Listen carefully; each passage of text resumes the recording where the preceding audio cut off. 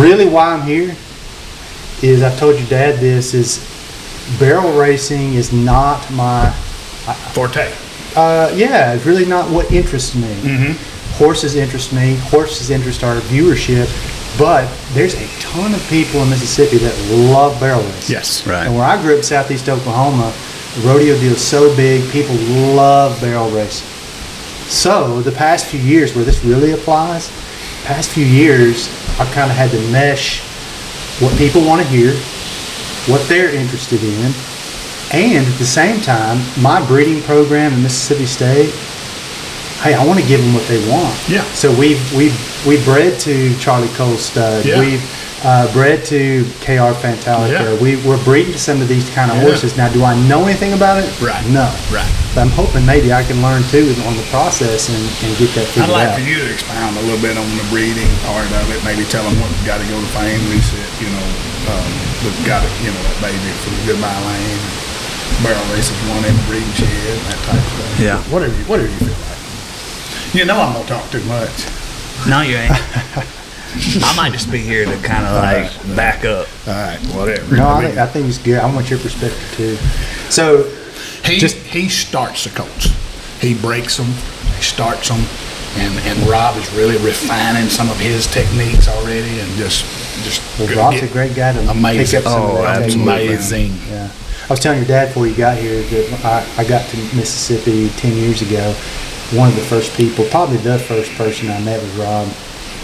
And Rob's the kind of guy, he's your best friend. Yeah. You either love him to death Right. or you don't. Yeah. One of the two, That's because right. he's a no holds barred. No middle ground with No him. middle ground. And I Yeah, love that. I do too. I'm that way. I And do too. I like that about people. And I so do me and too. Rob have been friends for a long time. He was on the podcast last year. Great, probably it is my most viewed episode. Yeah. Just because it was called Horse Stories with Rob Huddleston. Yeah. Turning loose with that topic, and 2 hours later, it's over. Really? Right. Yeah. Right. Yeah, we actually did 2 back to back because he got so long-winded about some stuff, which was good. It was really good. Yeah. But today we're here to talk about you guys. Okay. And this whole barrel racing idea. So Barry Thomas of Hazelwood Ranch, BJ, his son, are in the barrel horse industry, barrel horse racing world. And to my knowledge, I came out here today to Holly Springs, Mississippi. I've driven by your place a gazillion times going to the airport in Memphis or going to Memphis, and you are right off the Interstate 22. Yeah. What a great location for horse people in general. It is. It's a great place. People probably stop by constantly to see that. They do. It's kind of neat. Everybody stopping at the Loves there, and so it gives them an opportunity to come back and check us out and see what new colts we've got on the ground. Tons of rodeo folks passing by. Little Britches Rodeo, we get a lot of those folks. So yes. You can walk to the Loves, I'm sure, for long. All right. But tell me about, so you're interested in the barrel horse stuff, and so I stopped by your place. Yep. I can't even tell you what the numbers are just by glancing. It's got to be 40, 50, 60, 70 mares out there that you're breeding. You got them on the wall. Yeah, we've got a good many. We got some Trace Ace babies. We got some on Daughters of Dash to Fame. A little bit about the barrel racing industry. I think it's the neatest discipline in the horse business. The reason I think that is because it's one of the only events that I can think of that's a non-judged event. No politics is playing a role. If you have the best horse there and there's 2,000 competitors and they don't think you're the best, it's not judged. So it doesn't matter what somebody thinks. When the time shows, if you're the best, it'll prove it. And so that's why I think barrel racing is so neat. But that's also why an average horse is an average horse. But an exceptional horse is an exceptional horse because he has proved it in a group of 2,000 competitors. A lot of times I know there's got to be situations where people might have placed it that maybe the judge didn't catch something, or I'm just glad I don't deal with that. It's non-judged, and it's so neat to be in the barrel racing industry. And nobody can corner this market. You can't take a rich guy and him buy up all the best horses, because there's always a Christy Peterson that goes out there and buys a bozo and comes and outruns everybody. So you can't corner the market. And so when you show up at the show and you don't tell somebody, well, they paid $100,000 for this horse, well, it's expected to win. No. the person that bought a horse in the sale barn, raised it up in their backyard, trained it, put a lot of effort into it, can come out and run everybody. And that's what's so neat about the barrel racing industry. So everybody's got a chance then. Everybody's got a chance. And that's what I think is drawing people to what you guys are doing. And as a whole, if you're not in the state of Mississippi, Mississippi is huge in the speed event world arena. And I think that is the appeal from what I see, is that I can go to an NBHA event, 1 out of 1,000 or more people, and I got a chance. Yes. Right. Yes. I probably won't win nothing. You know, the majority of people don't win something, but I had a chance. And Sure. I think that's what people are interested in. Sure. And I don't know if you're familiar with the 3D format. Right. You got your 1D, that's your first division horses, that are your fastest horses. And then depending on what they're doing, they can do a half-second split or a full second split, but they'll break those divisions down. So you have a first division horse, and then second division is half-second or second off the winner. And that just gives everybody of every riding ability, skill, horse level, a chance to. Well, that's what it is too, is Yeah. that you've got these different levels basically. And I'm glad you brought that up, because while we probably know what the D's mean, that just gives us another advantage. So we got the top end people that can go out and win a paycheck, Right. 1, 2, 3, or 4, whatever it is, and then you've got another D, another division, so to speak, Yes. of people that can win, take home some money. That's right. So that's right. appealing to people. It is. It Yeah. is. And so when you go to a weekend event, we're talking about just the average weekend event in Mississippi. What is the number? What's an average good number of people that are running an event? Well, the Kelsey Yates over at Holly Springs had over 200 in the open, you know, so that's a big crowd. But your average, last weekend I think there was 4 shows within an hour drive from here, and I think over 50 in the open in each class, you know, so it's. And then when you get to like Jackson, they got the big fraternity down there. Or Oh, yeah. some other places, kind of thousands of And- events oh, yeah. are going on. And the NBHA Youth World's going on right now in Perry, Georgia, I understand. It's Open. open world, not the youth. But how open many world. they draw on there? What do you think? I think they had 500. Okay, I don't know. There was, I think, 2,000 kids at the youth deal this summer. So it is strong. It's what's driving truck sales, trailer sales, horse sales, saddles, clothing. I mean, this barrel industry is strong, and it's not going away. It is not going away. Yeah, it's a neat deal. So one of the things I think we struggle with, like especially in our open shows, breed show associations, big time struggle is people spend all this money to go to a horse show to get some points or some recognition by a ribbon or whatever, but really what people want, they love paychecks. Yeah. So Yeah. you've got the paycheck. And whenever you have a paycheck, then you've got this driving force behind the scenes, and that's where you guys step in here too on the breeding side. Right. The breeding industry for the barrel horse deal with all the buckle series, all the fraternities. Speak to that a little bit. What are all the fraternities like that are going on now? They are at the barrel race at the fraternity, or even at your average barrel race. We believe that it is won in the breeding shed, and BJ can tell us a little more about that here in a minute. He kind of heads up our breeding operation, but it really matters if you can buy mares that are producers. Now, that doesn't always mean you have a winner. But you sort of hedge your bets a little bit when you buy a mare that you know has produced a winner. But there's always that when it comes out of the dark that nobody knew about, and that's so neat in it. But some of the great studs right now, up and going studs, are your Trey Sace. I understand talking to him he's at Zerlotti's at Pleasanton, Texas, and I think they bred 150 mares to him last year. We'll give a little shout out to Amanda, because she was a student of mine. Yeah. She was on the podcast around episode 25 or so. I went to Zerlotti. Yes, Interviewed Amanda's her there. great. I She's a talked to her fantastic Friday on girl. the phone. She has helped us through so much stuff. But Probably been too easy to work with. yeah, she's easy. And you talk about somebody who has come up through the business and just gravitated toward the business. She's just a people person. Yes, she is. And I think she did. Don't quote me on this, but I think she did say they bred 200 mares, 175 mares, something Wow, like that. I'm to sure. that stud last year. Yeah. I think when I was there, it was at 150. So yes, yeah. I mean, you're talking about it. His stud fee is 10,000. 9,800. You know, Yes. you're talking about $1.5 million to $2 million, depending on how many you bred. But that's just incredible. And then you got the Goodbye Lane. I think he's in California. Still, a lot of folks breed the Dash to Fame. He's passed away, but they do ICSI him, and and he's an awesome stud. Frenchman's Guy, still some Ixie going on there too. Yeah, but and High Point, since we're giving shout outs, Christy Christensen is at High Point, and she was probably too helpful this year too. It was just easy to get on the phone and, hey, you got some semen, and she would get it to us. And Charlie True's great. Oh, yeah. They take care of people. How many did we breed from there this year? We got 12 confirmed Heavenly Firewaters, but Bred no about telling. 17 mares, I think. Yeah, it's pretty wild. So, if the breeding fee on these horses is $5,000 to $10,000, and people are getting 100, 200 breedings off them a year, again, we're driving the futurity sales. So, speak on the futurity side. So, if I spend all this money, you guys spend a lot of money. Well, what's the investment versus the ROI? So, all right. I wouldn't get into this if you're looking for a way to make a living. You know, the person that's in it, that there are fraternity riders, there are trainers that are making a living at it, but for the investor, the man in the back putting out the money, it is incredible enjoyment. Now, it's one thing to go to a football game and maybe you went to school there 20 years ago, but you don't have a child on the field. So it's hard for me to get excited. Now, I can get excited. I like everything. I like anything competitive. I can get excited about it, but not like I can the barrel racing.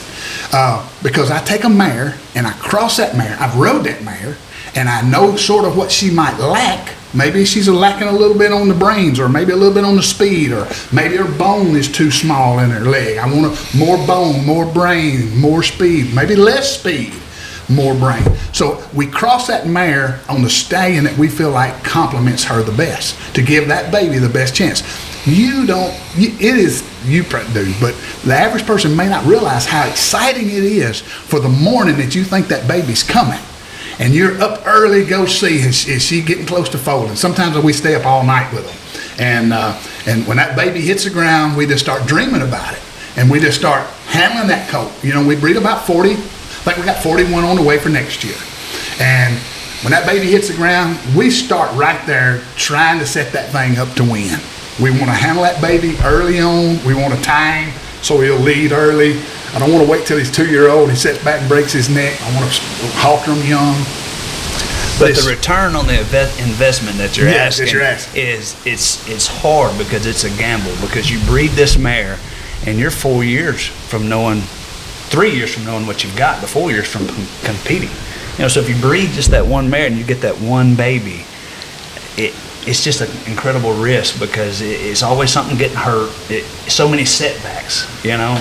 Sure. So we feel like we're breeding so many that, you know, you hear a lot of these trainers, they go through 40 2-year-olds to get to that one or two special one.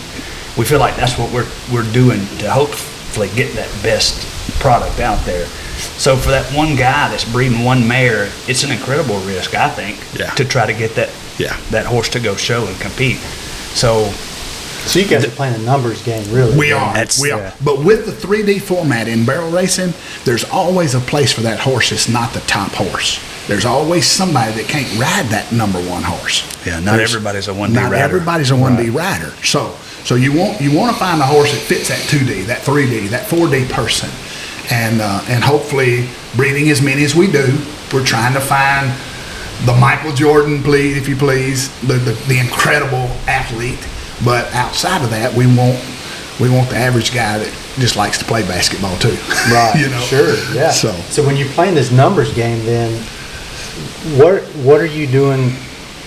We're going to bypass. We talked about the breeding. Let's go into now. You've got them on the ground. You're talking about taking care of them as far as the training process goes. You get them into this yearling, 2-year-old year. What is the goal now for you personally? You got thoughts there, BJ? Or when we start, okay, we're trying to figure out our marketing strategy. I'm not sure that we have it yet.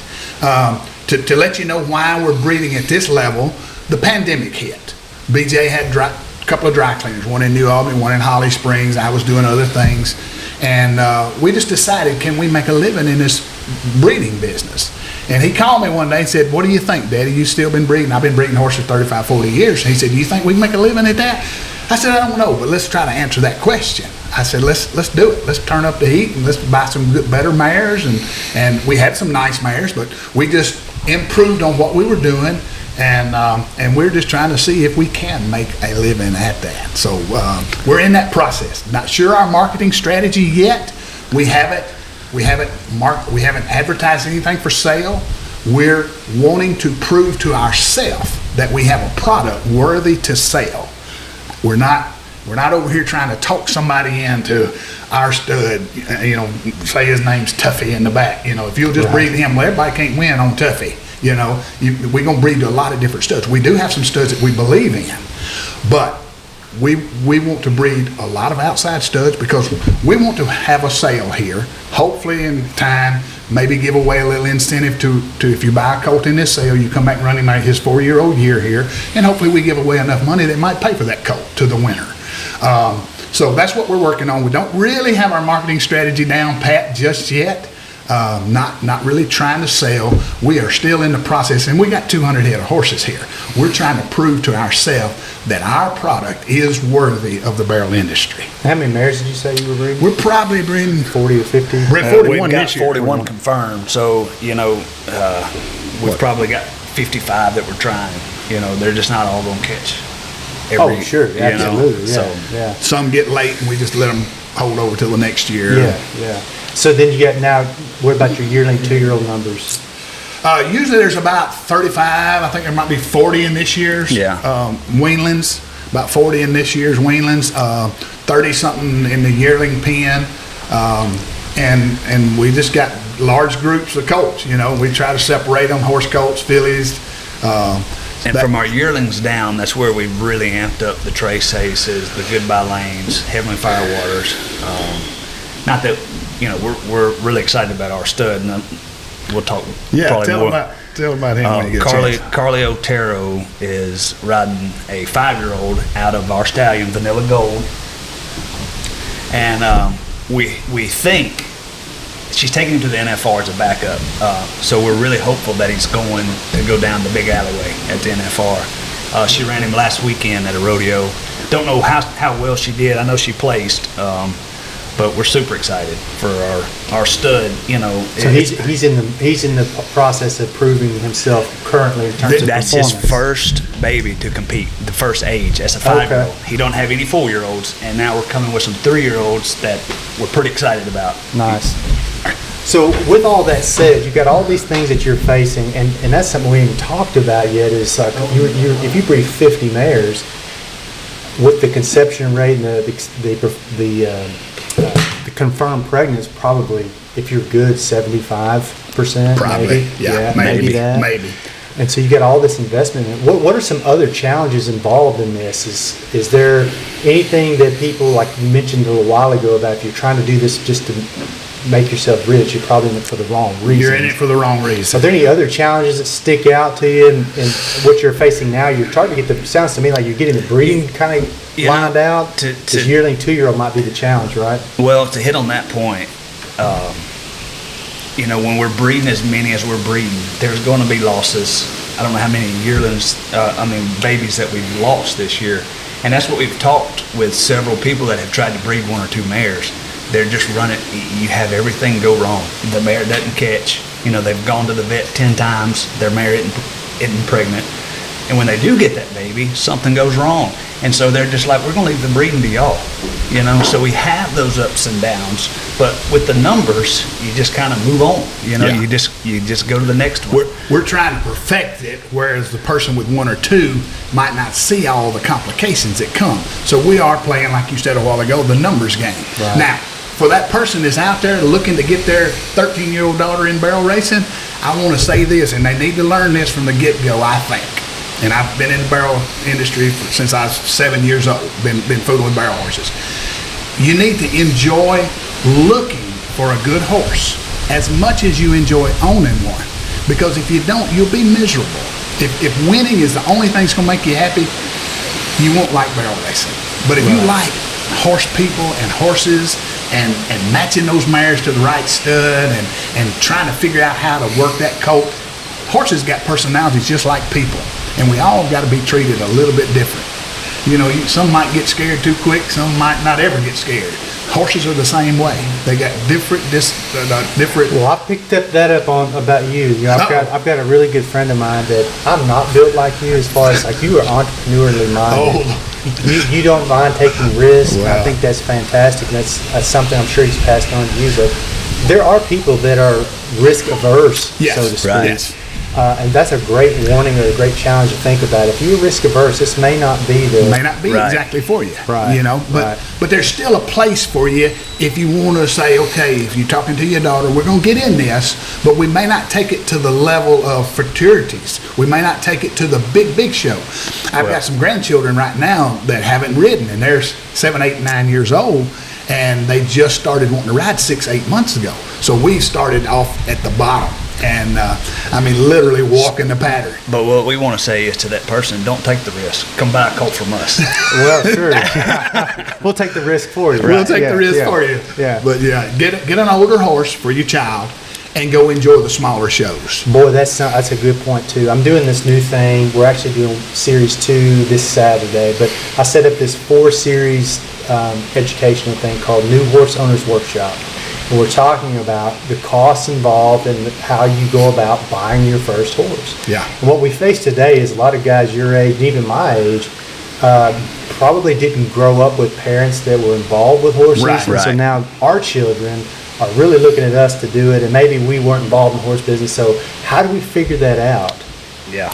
And it's just like any other industry. If you're going to figure something out, whatever you're going to do, there's a learning curve. There's a definitely learning is. curve, and it's more than a financial learning curve. There's such a danger in a horse, and I try to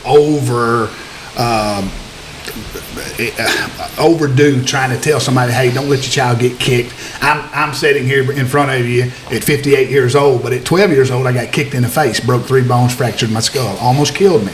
I've had my eye sockets broke. I've had my nose broke. I've done a little bit of everything. My parents were in the funeral business. They didn't know horses. Those two things aren't going together now. The horse business and the funeral. I don't want to insinuate that. That was what my parents did. So, but they wanted us to have a horse, and so they bought us horses and tried to do everything they could to caution us. They could see the dangers, but they didn't know all the dangers before it happened. And so be extra careful. If you got a young child, so many people call us wanting to buy a young horse for a child. And they say, we want the horse and the child to grow together. That's the worst decision you can make. Buy that child an older horse that somebody's proven it a little bit, even if you have to pay a few dollars more. Let that child enjoy competing, because a colt is hard to compete on. It's frustrating for us. Colts go out there and they're different every day. Right. And BJ, he works a handful of 3-year-olds right now and a bunch of 2-year-olds. Every day he gets on them, they act different.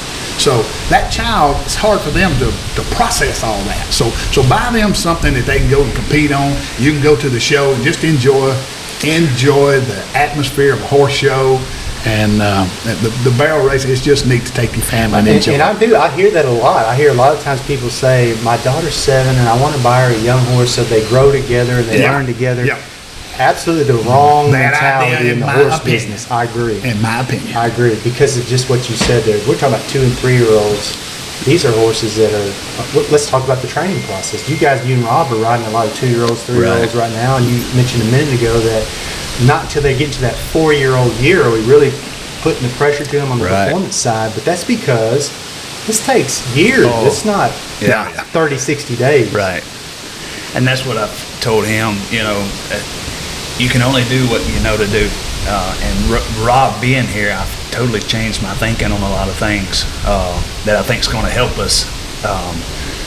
And kind of going back to the child, I know we're trying to move on, but I think it's pretty important to put yourself around if you're going to buy that horse, to put yourself with somebody that knows a little bit about horses. Because, again, me training these 3-year-olds, I only did what I knew to do. And Rob has kind of opened my thinking to some different things. And I just, that I could have done better on some of these 3-year-olds. And I think if you go back and buy that horse for that kid and there's no guidance there, you can turn that thing sour quick, So the whole experience can go south real quick. And your child hate barrel racing. The Absolutely. thing not going Or there. get hurt. Parents hate it. Yeah. You know, and a shout out to Rob Huddleston. He's the one kind of refining our training. He is totally changing us and bringing a lot of that reining horse training, working cow horse into the barrel industry. And I think you're going to see a big difference in some of our colts coming up in this next year. And we're so excited to have Rob Huddleston with us. Rob's a great guy. He's kind of a mad scientist to this. Yes. I honestly sometimes wish I hadn't asked him a training question when I do, because he gets so technical. He has thought about it so deeply. Yes. Yep. That it's a 30-minute It's hard to follow conversation. him Yeah, sometimes. it is. And if you see him get stumped, he's calling. He'll call 4 or 5 other guys. Hey, what would you do here? You know, I mean, he gets to the bottom of it. I've said this a million times on this podcast, probably too much, but it's the truth. When I was in Texas, I had 30 guys within 30 miles of me that were a lot better than I was, and so, which was great, because I love being the least of the best. Yeah. You know, I Yeah. like Oh, that, yeah. because now I've got ways to advance. Right. But when you're the top dog, or you're the only one, Right.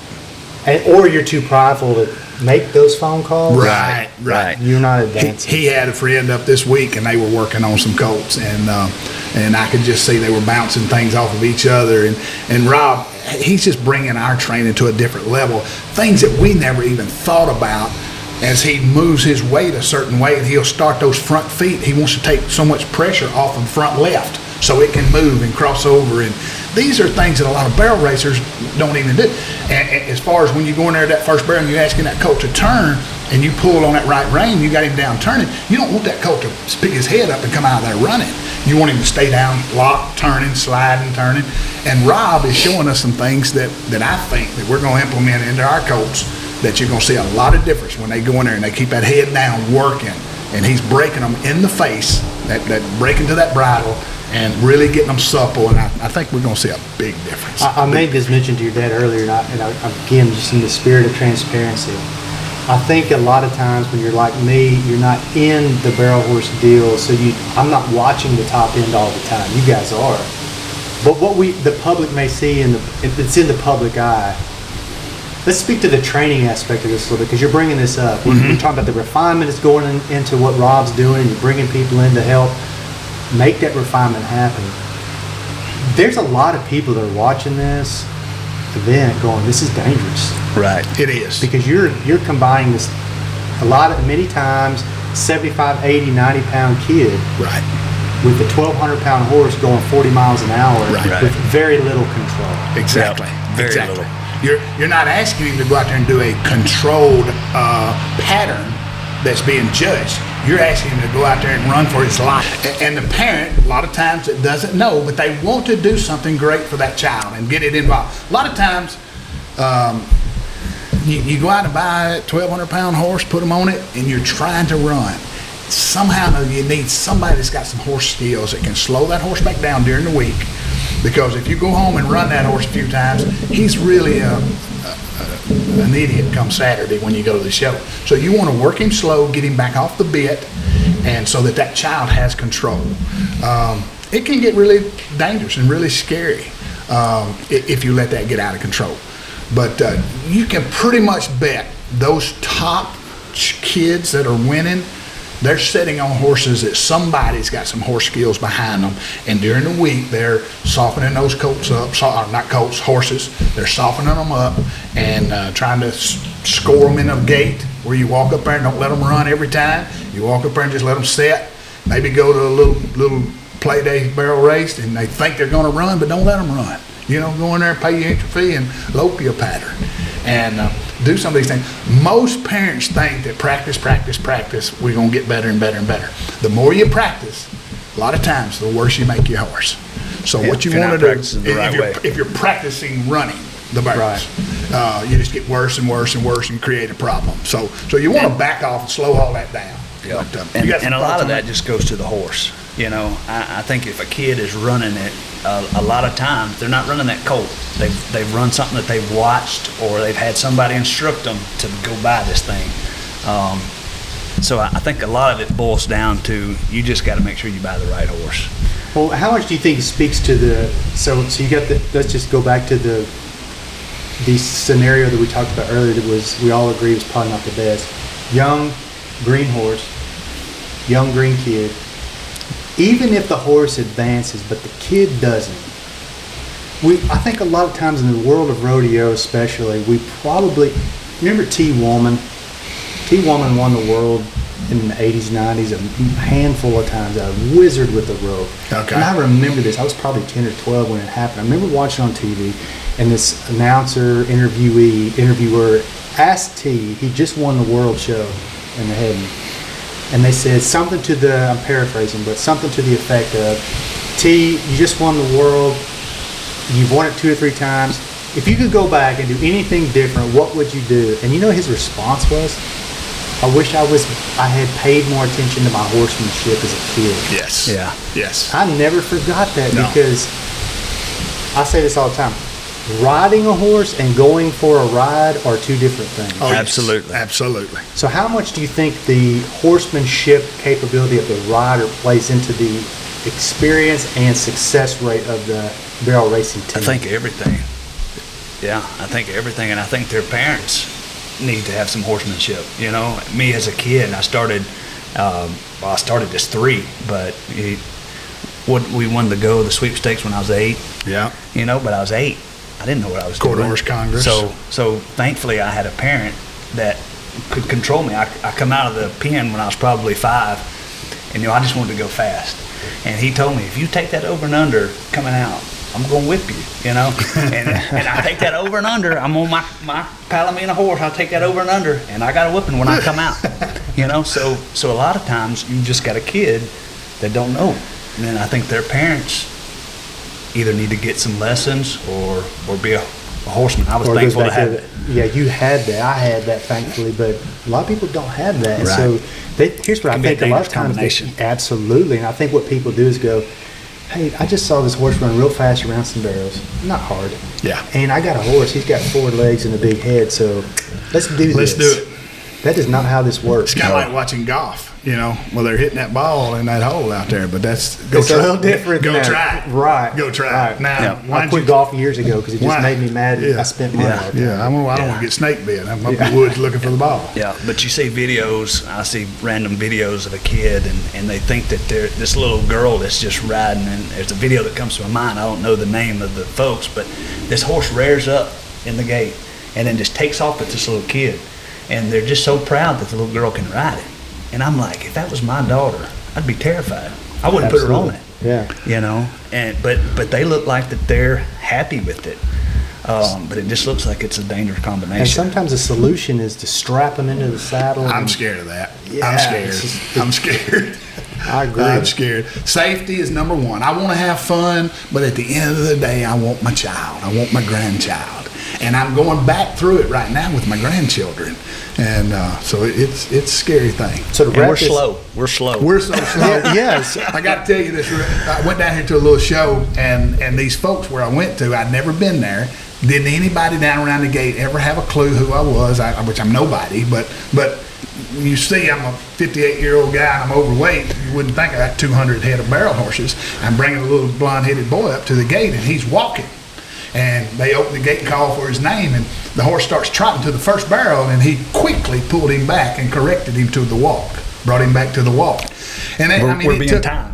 We're being timed. And this is the longest pattern I think I'd ever seen at a barrel race. And it took forever for him to come out, and that guy sitting there waiting. And I looked over at him, I said, sir, I promise you, we're going to get better, and we're going to come back. I said, just bear with us. Sure. And they didn't have any idea that I'm just waiting on this kid. I want to put him on something better, but right now we're going to walk until we can do better. We're going to walk. And now we're up trotting and loping, and we got some runs in us now. That's been several months ago. They haven't And been he's riding a lot about 6 different. months. I'm gonna tell you, he's a lot different. When I was a kid, it was we're going to win. But now it's winning ain't the big deal. But yeah, it's perspective. It's growth. Man.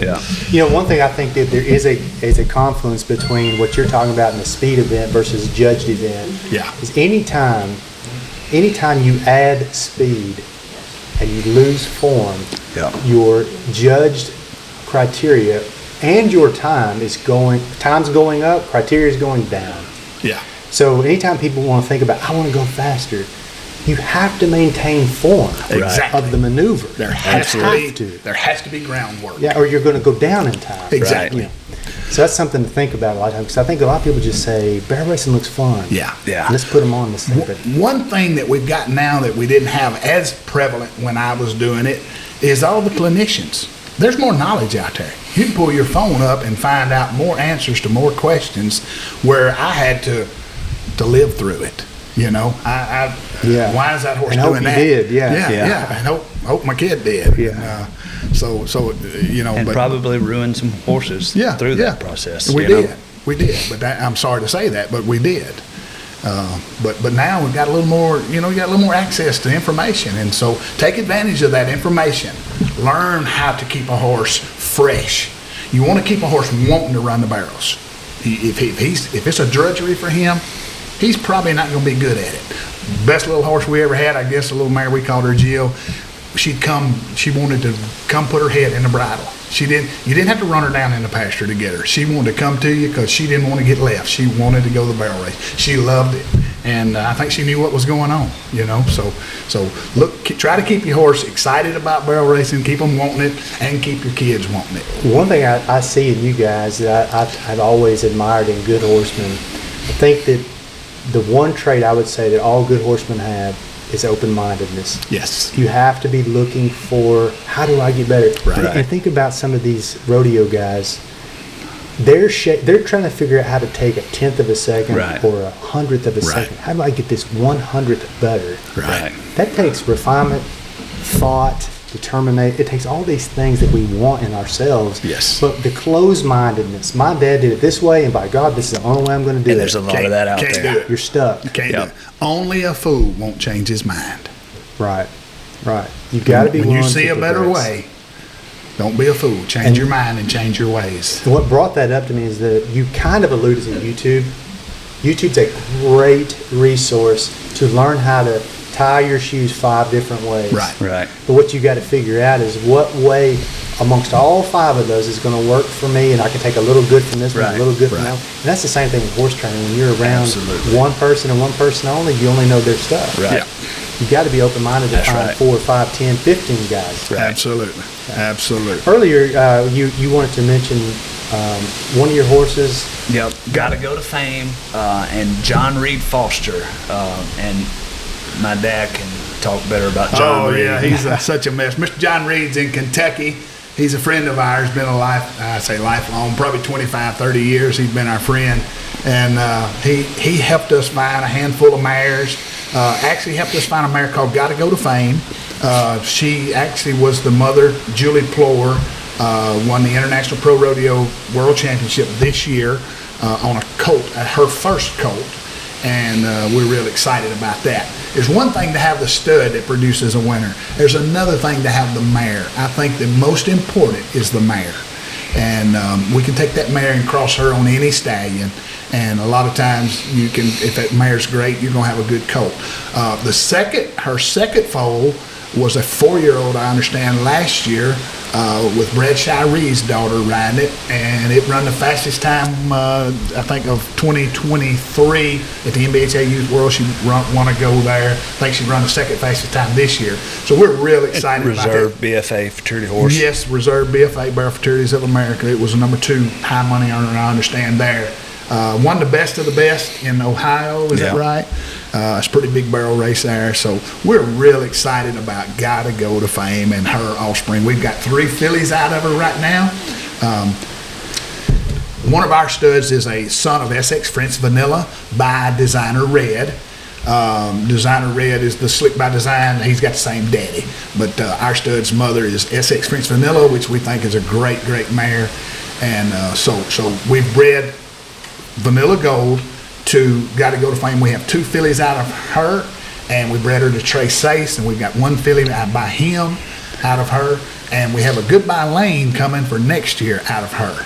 So we are excited, and we've got some other mares. We've got a maternal sister to Jetta Red.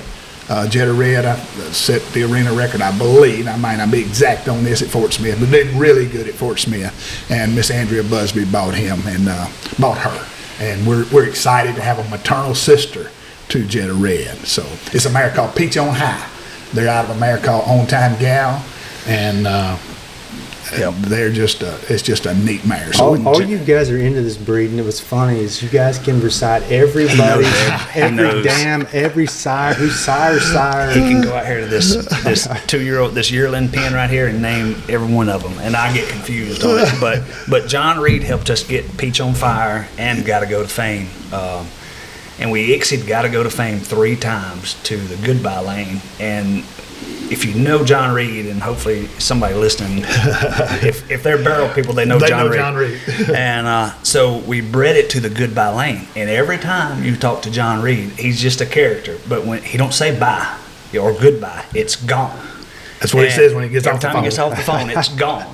And so he helped us get this mare, and we bred it to the Goodbye Lane, so Goodbye. So we said if it comes out a black horse colt, we're going to name it Gone, because John Reed's health isn't the best. And to just kind of remember him, we're going to name it. So John Reed he's a pillar in the barrel horse. He is a pillar in the barrel horse industry. There was a guy here in our little town named Champ, and they said every time you threw a basketball out on a court, before it bounced the second time, Champ was there to dribble it to play basketball. Well, Mr. John Reed's the same way. You set up 2 barrels before you get the third one set up. Mr. John Reed's showing up at the barrel race, and I don't care where you are. One day I looked up, I just built this arena, and up walked Mr. John Reed Foster, and he's in Kentucky. He's in Kentucky, but he just walked up on. I said, "What in the world are you doing here?" He said, "I heard you building an arena. I want to come see it." So he is the neatest guy. If you start out on a road trip, you can stop at every exit. Once you get to Texas or past Arkansas, you can stop at every exit, and I guarantee you can find a place to stay if you say John Reed's name. Wow. It's amazing. We went all the way to Dickens, North Dakota, and I mean, everybody, when we got there, John Reed, the doors were open, and we just loved traveling with him. He knows the barrel industry. He knows horses. He knows the people.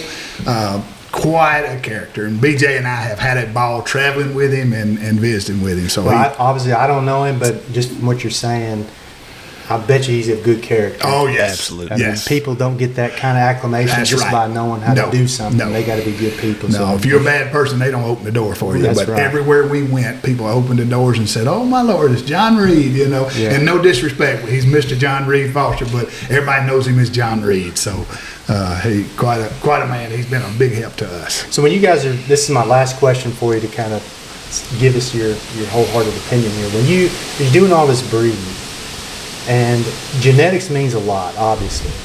I know the show horse side of things, and genetics means so much. NCHA cutting guys will buy a horse based just solely on papers, right? And most people will. Yeah. What is something that you see in a yearling or even a 2-year-old that you could say, that is what I want to see, that is what I want, then ask, how's that horse bred? Yeah. Not the other way around. See what I mean? Yeah.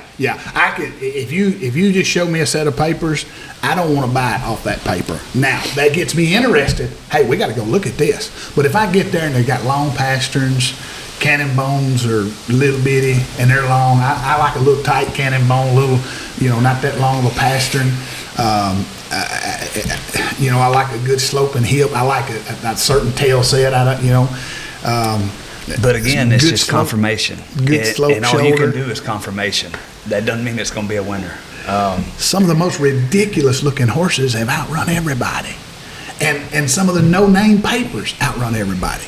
But you can hedge your bet when you find one that's bred right, that's got the right front legs. To me are big important. That's the first thing I look at. Then I want to look at that back end. Can it stop that horse running wide open? Can it push off and get that horse back up to speed coming around when it leaves that barrel? We used to not like, we thought that we didn't like one over in the knee. But if we see one over in the knee now, we kind of want to try it. Why is that? I don't know, but I had one time, and I thought, it's a little over in the knee. And I said something to Mr. John Reed. He said, he started naming people. He said, they don't want them unless they got a little over in the knee. I'm like, what's that? He said, you don't want them the other way, but yeah, right. you watch. If you growing up in high school and you saw a boy on your team or something that might have been a little pitch and toed and a little bow-legged, that thing's fast as I don't know what, So you can't always go by that straight leg. And the one that's over in the knee that we've got is the fastest mare that we've got. Well, and that's funny because I being a professional judge, I'm judge for AQHA for 20 years now, and I'm so fine-tuned to proper confirmation. Right. There's You'd always turn those that down. freaks. Yeah, Right. you'd turn that over and the knee down, you know, if you was looking at it, you know. But there are I think about the cow horse industry, there's these horses that got these big long heads and weak backs. And you're Yeah. like, man, Yeah. Then you see them go down the fence, you're like, oh man, I'll Yeah. ride that one. Right. So I think there's those freaks out there. Hey, Yeah. I appreciate you guys because, I walked in today. I told your dad that I had this, I'm not going to say a negative connotation towards barrel racing, but the what I've seen a lot of times it lacks control and Sure. safety, and so it kind Sure. of turns me off a little Sure. bit. Right. I walk in your barn today, and Rob's on this 2-year-old, this little chestnut horse. He told Feel me- the Sting by Raj Last Lady. Is it is it Yeah, Sting? feel the sting. I walked in and I told Rob, I was like, I'd ride that thing. Yes. Yeah. He's Yes. big hipped. Yes. She, I think it's a man. She, Yeah. yeah. Big hipped, pretty necked, nice headed, high quality. And a friend of mine, B.F. Yates, we were talking about conformation one time, and he'll tell you like, okay, long hips brings about power. Yeah. Short backs, Yeah. it's athleticism and balance. And I asked him one time, I said, why do you think we want pretty heads? He said, I don't know, because we don't ride their heads. Yeah. I said, we don't, but you can dang sure sell one. That's right. right. And Pretty that horse I sales. walked in there today is pretty, Pretty. attractive, Oh, big yeah. hipped, balanced. I'd ride that one. Yes, sir. Yes, sir. I'd ride that one. Remember that one, because if we win Fort Smith with it, you have to come interview us again. Oh man, that would be great. that'd be cool. And I'd like this if there's any possible way to ever get Mr. John Reed on here. Oh, I would love. that would be Listen, You would need 2 hours. 2 hours. I'm Okay, telling we do you. a special edition. he'll laugh, you'll laugh, and you'll love him. Will y'all You'll let me love know if he's ever down this way? We'll and I'll do it. make a trip up We'll here. do it. Thank you guys Will for do. your time. Thank you. Appreciate Appreciate you so much. Thanks.